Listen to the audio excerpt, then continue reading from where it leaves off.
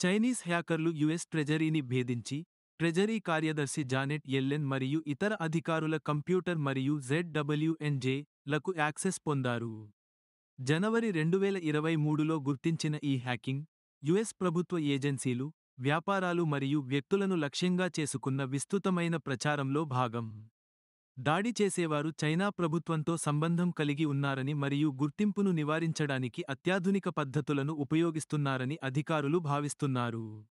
ఈ భేదం సైబర్ దాడులకు యుఎస్ మౌలిక సదుపాయాల అసురక్షత గురించి ఆందోళనలను రేకెత్తిస్తోంది.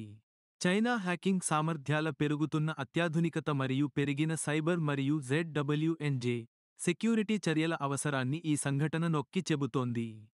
ఈ సంఘటన సరఫరా గొలుసుల పట్ల, ముఖ్యంగా చైనా టెక్నాలజీ కంపెనీలను కలిగి ఉన్న వాటి పట్ల తీవ్రమైన పరిశీలనకు దారితీసింది. భేదం పరిధిని గుర్తించడానికి మరియు భవిష్యత్ దాడులను నివారించడానికి చర్యలను అమలు చేయడానికి యుఎస్ అధికారులు కృషి చేస్తున్నారు.